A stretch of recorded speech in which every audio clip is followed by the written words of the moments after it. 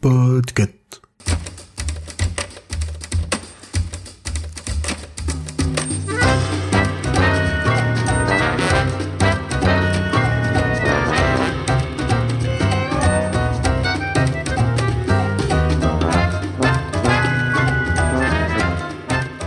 Et en cette nuit des plus favorables, daigne me permettre, à défaut d'un banal sobriquet, de te présenter les caractéristiques de ce dramatis persona. Voilà! Vois en moi l'image d'un humble vétéran de vaudeville, distribué vicieusement dans les rôles de victime et de vilain par les vicissitudes de la vie. Ce visage, plus qu'un vil vernis de vanité, est un vestige de la vox populi aujourd'hui vacante, évanouie. Cependant, cette vaillante visite d'une vexation passée se retrouve vivifiée et a fait vœu de vaincre cette vénale et virulente vermine vantant le vice et versant dans la vicieusement violente et vorace violation de la volition.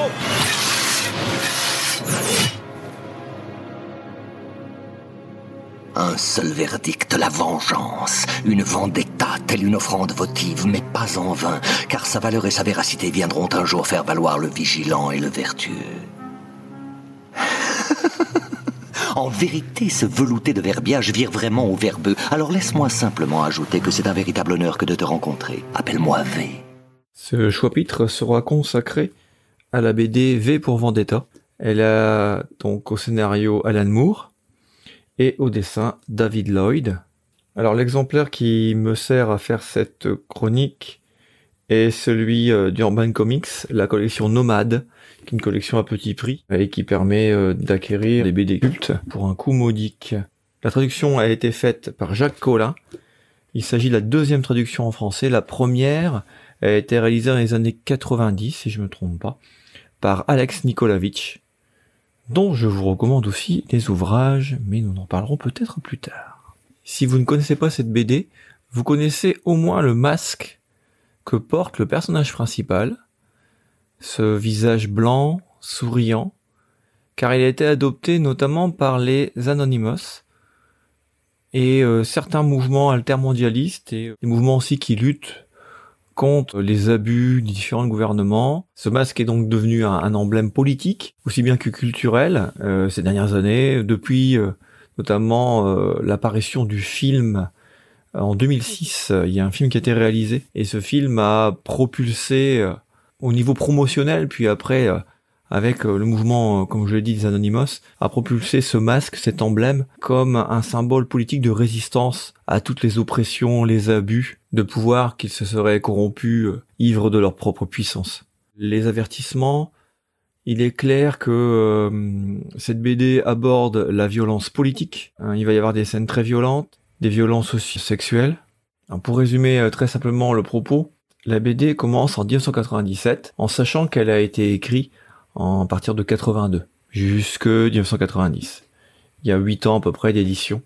Donc dans les années 80, une guerre mondiale explose, dans le cadre de la guerre froide, on comprend que c'est une guerre nucléaire, l'Europe, l'Amérique, l'Afrique sont complètement détruites. L'Angleterre a été épargnée par les explosions nucléaires, mais elle n'a pas été épargnée par le chaos politique, social, et aussi par les conséquences climatiques, et des dérèglements climatiques qui ont été provoqués par cette guerre nucléaire. Cette société devient anarchique, extrêmement violente, et un parti fasciste qui s'appelle le North Fire va prendre le pouvoir et va mettre en place une société fasciste, violente, socialement, politiquement. Et en 97, au moment où commence l'histoire, une épuration ethnique a été réalisée, des génocides en fait. La population a été éliminée dans des camps de concentration et d'extermination. La population indésirable, entre guillemets, un de ces camps, un de ces anciens camps, celui de Larkhill, sera d'ailleurs au cœur de l'histoire. Je ne vais pas spoiler, mais il est très important, il est évoqué dès le début. Alors en sachant que ces camps d'extermination ne sont plus en fonction. Des dizaines, des centaines de milliers de personnes ont été éliminées. Il y a eu même des expériences menées sur certains des prisonniers. Ça aussi, c'est au cœur de l'intrigue, on le sait aussi très rapidement. On se retrouve donc dans une société qui a été entièrement épurée, modelée par ce parti fasciste, et notamment son leader, qui est Adam James Suzanne. Ce leader passe ses journées devant un ordinateur, qui est nommé le Destin. Ce super ordinateur lui donne des indications, des aides pour mettre en place la politique, surveiller la population. D'ailleurs, quelque chose de très pervers, de très étonnant va se développer, ce qui va avoir un rôle très important aussi dans l'intrigue. C'est une intrigue avec de multiples rouages qui se mettent en place au fur et à mesure. Les derniers tomes, les dernières péripéties mettent en place tous ces rouages et on découvre une mécanique absolument redoutable qui est mise en place par le personnage principal qui s'appelle V. Cet état, ce parti a mis en place une méthode de contrôle qui est basée donc sur la religion anglicane, une religion donc qui est au service du pouvoir. L'État est organisé en différents organismes qui ont des noms assez particuliers. En fait, on a l'idée de corps. Il y a l'oreille qui écoute, l'œil qui lui est plutôt dans les caméras. Donc on a l'oreille et l'œil qui sont des surveillances audiovisuelles. Ça rappelle aussi 184. Hein. Tout le monde est surveillé, tout le monde est écouté. On a la main qui est la police politique qui a tous les pouvoirs et qui est capable du pire et qui fait le pire d'ailleurs. Parfois en s'associant aussi avec la pègre. On a le nez qui est la police scientifique et la police judiciaire, dont un des personnages principaux sera un membre du nez. Et enfin, on a la voix, qui est tout le service de propagande, qui est très très efficace. Alors on se rend compte aussi, comme dans tout état totalitaire, qu'il va y avoir des crises internes, des jeux de factions. Les gens sont surveillés, endoctrinés, notamment par exemple il y a quelque chose de très très célèbre dans la BD qui est une série qui s'appelle Storm Saxon, un héros blanc, blond, racialement pur et qui combat les homosexuels, les minorités racialisées. On est vraiment dans un état totalement fasciste. C'est ici que le dessin de Lloyd prend toute sa force. C'est un dessin très froid, très minimaliste et absolument parfait pour décrire cette Angleterre. Désespérée, froide. Elle correspond aussi et historiquement à l'Angleterre des années 80, des années Thatcher. C'est une époque où il y a eu des lois anti-homosexuelles. Thatcher et les conservateurs au pouvoir ont mis ça en place. Les années 80 sont aussi les années de montée de l'extrême droite en Angleterre, avec le Front National anglais, et des affrontements qui auront lieu d'ailleurs dans certains quartiers londoniens. Et c'est l'époque aussi du mouvement skinhead, hein. Le mouvement punk, notamment par les Clash et d'autres, montre aussi que on est dans une certaine peur d'une montée de l'extrême droite qui, avec les conservateurs d'ailleurs, vont bénéficier de la peur inhérente à cette crise économique puissante qui va laisser sur le carreau des milliers de personnes. On est dans un contexte social qui est à la fois imaginaire et réel. Je pense que Alan Moore n'est pas épargné par son époque et je pense qu'il en parle aussi. Donc le dessin de Lloyd va être vraiment redoutablement efficace pour montrer cette désespérance, cette société absolument dystopique. Mais en même temps, ce que le dessin met en valeur, c'est le texte d'Alan Moore. Plus que le mettre en valeur, il y a une vraie symbiose entre les deux. On est vraiment sur une œuvre totale. Une BD qui est aussi excellente dans son texte, dans son propos, que dans son graphisme. Alors si cette BD est une référence de la BD contemporaine, ce n'est pas pour rien. C'est évident que là, on est sur quelque chose qui peut être qualifié d'un véritable chef-d'œuvre. On pourrait l'appeler le 1984 de la BD, mais ça serait assez réducteur. Au sens où Moore et Lloyd, ils abordent des thèmes qui vont beaucoup plus loin dans ce que pourrait être une société dystopique, notamment sur le côté patriarcal. C'est une société de prédateurs, et les femmes en sont victimes. Et d'ailleurs, et c'est très fort pour une BD du 1980 en fait, Alan Moore a certains héros, donc V. V va prendre sous son aile une jeune fille, Ivy, alors je sais pas exactement comment on prononce, une fille de 16 ans, qui a failli être violée, torturée et assassinée par la police politique parce elle a tenté de se prostituer pour une première fois car elle a pas de revenus, elle a pas d'argent. C'est une société qui est socialement extrêmement violente. Il va la prendre sous son aile et il va en faire une femme forte. C'est même plus fort que ça. Il va la révéler à elle-même. Elle est forte, c'est une femme puissante, elle a une force en elle, elle a 16 ans. Cette force va sortir. Néanmoins, le héros, V, est très ambigu. C'est un anarchiste. Alors, il prend le masque et l'apparence de Guy Fawkes, qui est le héros de la conspiration des poudres, qui est un épisode tout à fait réel de l'histoire en Angleterre. Hein. Guy Fawkes était au cœur d'une conspiration dans la soirée du 4 novembre 1605.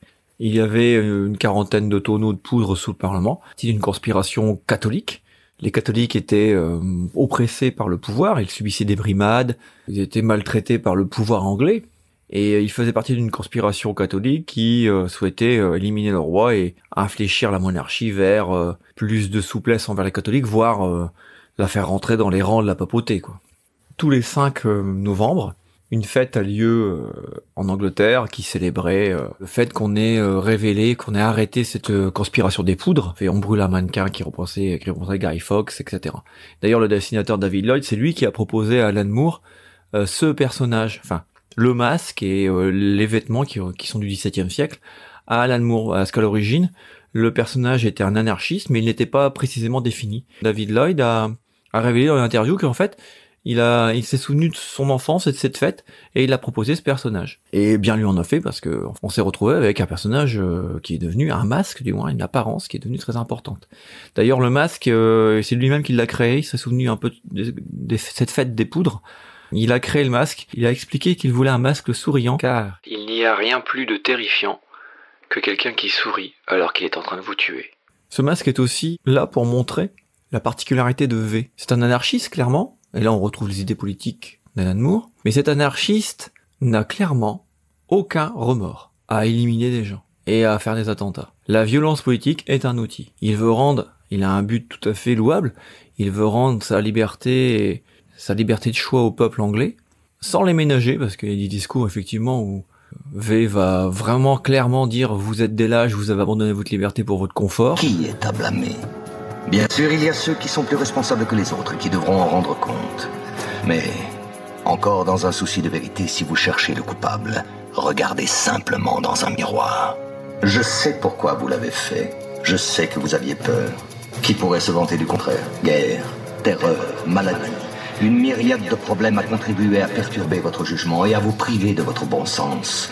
La peur a pris ce qu'il y avait de meilleur en vous. Mais V dit aussi que il veut créer l'anarchie, et cette anarchie va être violente, va tuer des gens, mais il vaut mieux la liberté dans le danger que la sécurité dans la soumission. Ivy, le personnage de cette jeune fille, va jouer un peu notre rôle.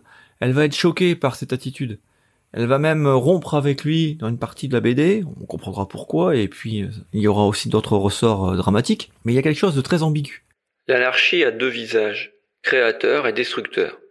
Le destructeur abat les empires, prépare un tapis de ruines sur lequel le créateur peut construire un monde meilleur. Portons un toast à nos poseurs de bombes, à nos bâtards terribles et impardonnables.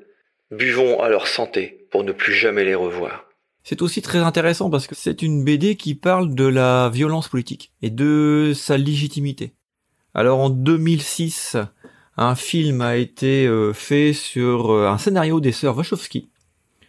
Alors ce film, il faut savoir que Alan Moore l'a détesté.